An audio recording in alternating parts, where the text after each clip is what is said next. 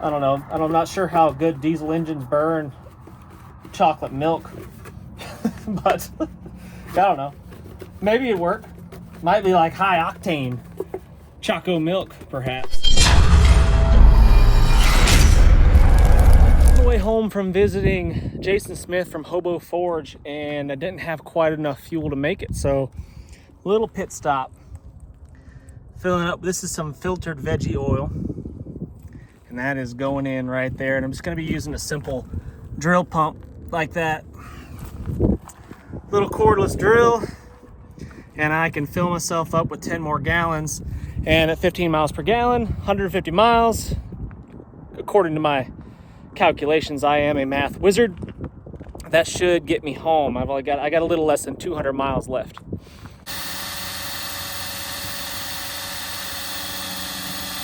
So my little drill pump is not working for some reason. I must have had vegetable oil sitting in there for too long.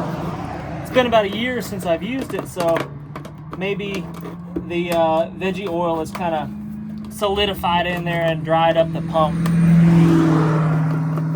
So I'm stopping for diesel fuel. Well, I wouldn't have to stop for diesel fuel, but I don't want to be burning my diesel fuel if I don't have to. So I'm going to improvise here. I don't have my filter, or my funnel with me, but I do have this chocolate milk container here that will probably serve pretty good as a funnel as long as I can clean it out good.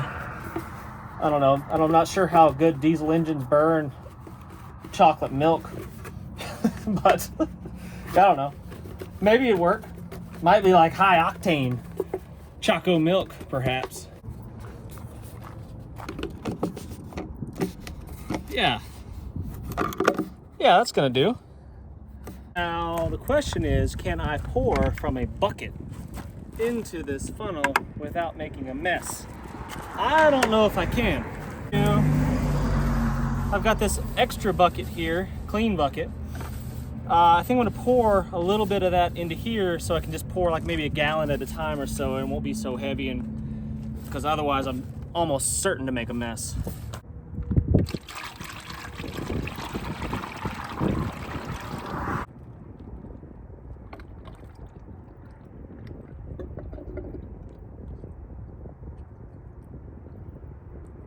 It's working.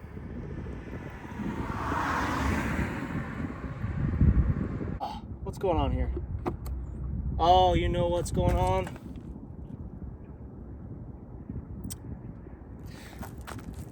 So, in an effort to be extremely frugal, I inevitably make a mess. What happened is, before I left on this trip, I filled the truck up completely with veggie oil. And it almost overflowed. Not quite. Almost overflowed, but what it did was it filled up the vent line with fuel.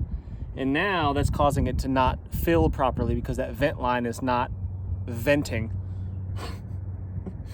like a dummy. So let's see what we can do about that.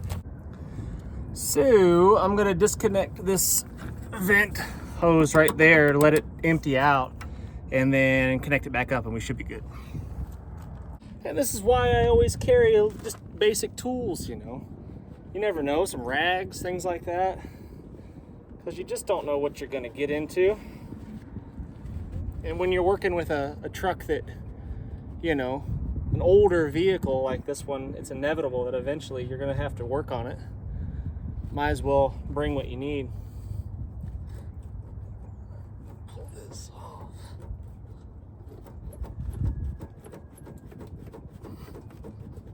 Here it comes. Yeah. There we go. All right, that should work now. So I'll just hook it all back up, and we should be ready to fill. Should have a little better luck this time around.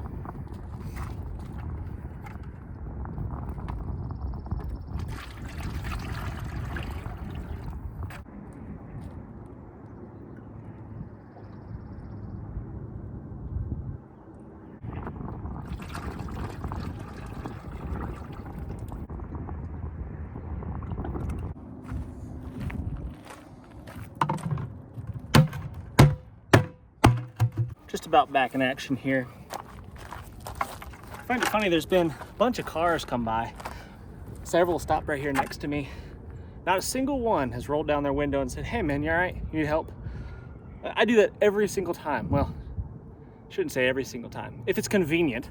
I mean, like if I'm stopped right next to them at a stop sign, no one's coming, I'm not in a traffic jam of some sort, I'll usually say, "Hey, you know, dude, you need something? You good?" Not a single person yet. What's that say about society? Now that I'm sufficiently covered in vegetable oil, I'll clean up. Box of rags, super handy if you got the space for it, for all sorts of messes.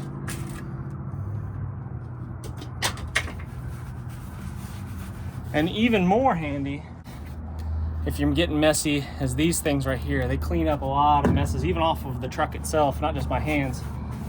But it'll clean the oil off your hands and keep you from making a mess when you get back in.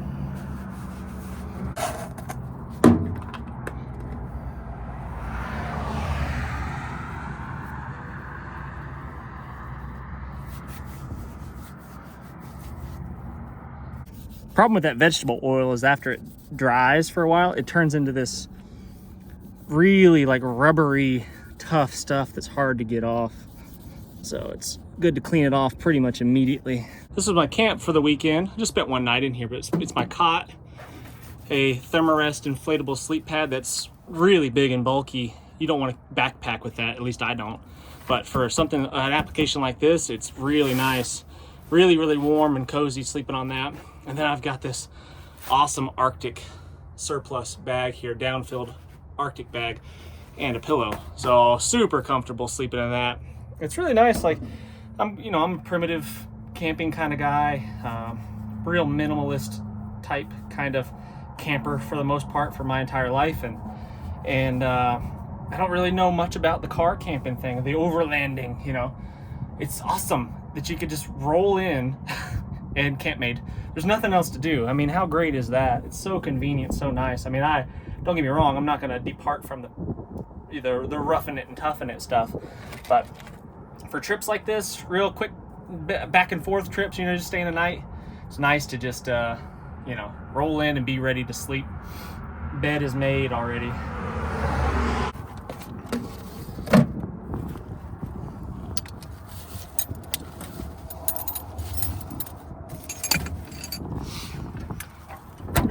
Well, that took significantly longer than I anticipated, but still not too bad. Maybe 20 minutes. Oh crap! Come back.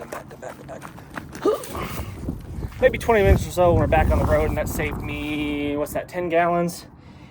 Saved me $40 in diesel fuel basically, which is nice.